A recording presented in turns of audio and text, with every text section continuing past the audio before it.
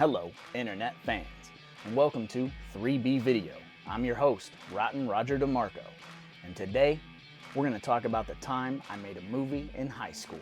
So in order to understand this story, we got to go way back. In the time machine. So when I was growing up, there were two things that my father and I constantly bonded over. One of them was wrestling, and the other one was horror movies.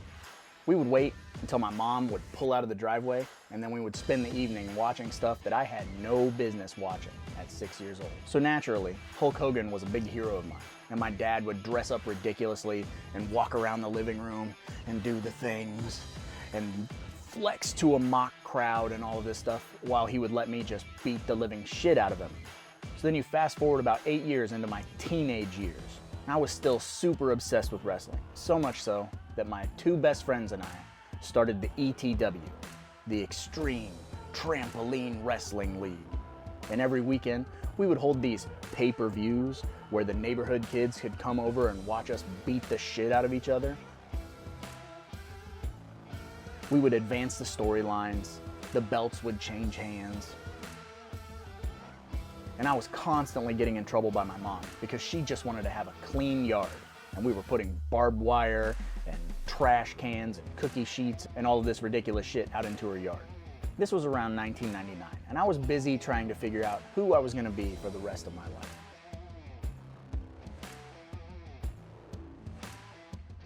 And I was pretty sure of it.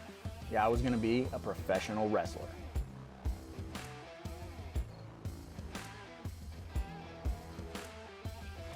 Never mind the fact that I kind of sucked at selling. I was only 5'1" and 125 pounds. None of that mattered because I was gonna make it. And during that time, my other obsession, horror movies and makeup effects, really started to come into its own.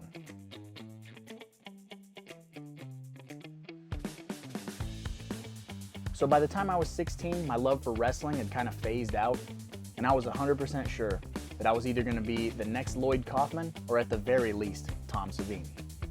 How hard could it be, right?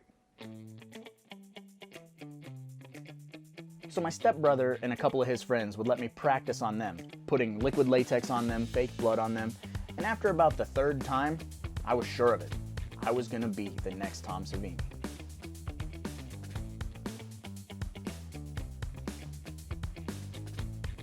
And it was during these years that my obsession with gore and splatter flicks really took over.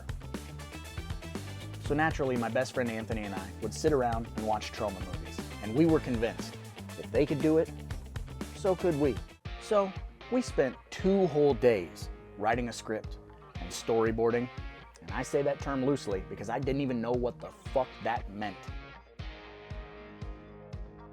And making a bunch of phone calls and asking anybody that we could if they would be in our stupid little movie. On paper, this movie sounded like the greatest horror movie of all time. You ready for this? It's about a kid who gets picked on in high school, relentlessly. And all of the students that treat him like shit sign his yearbook and put mean things in there, like "you should die" and all of this crap. Those students have their senior trip, the end of the senior year, and they don't invite the kid that they bully, naturally. He finds out about the trip and picks them off one by one. Sounds fucking amazing, right? It should have been, it could have been, and it would have been. But there were 3 problems. We had never done anything like this before. We were 16, and we had no concept of B-roll whatsoever. So we hired somebody to shoot, edit, and score the film for us. And we spent $20s of dollars on the effects budget.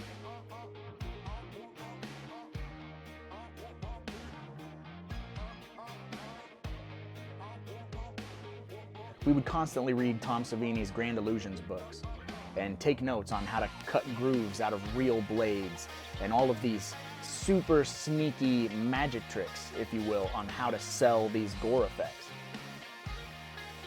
So with our Tom Savini knowledge, our $20s of dollars worth of gore, and our cast, and our cinematographer hired, we set out to make this film. And we were going to spend 1 whole day shooting our movie.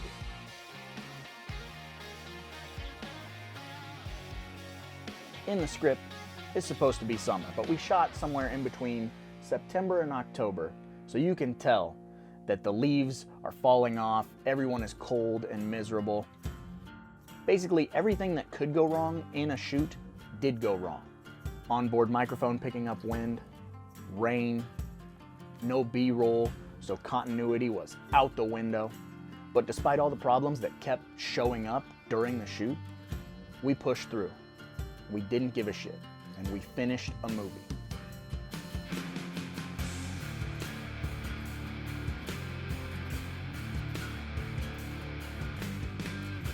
And does it suck? Absolutely. Could we do better on our phones right now? You're damn right we could. But the point is, we knew what we wanted to do, and we fucking did it. No matter what got in our way, we pushed through and we made a movie when we were 16 years old. So I guess the point is, if you wait for everything to be perfect, you'll never move forward. You'll never do anything. So if you want to make a movie, make a fucking movie. Seriously. Because if we can do it, then you can do it. And probably a hell of a lot better.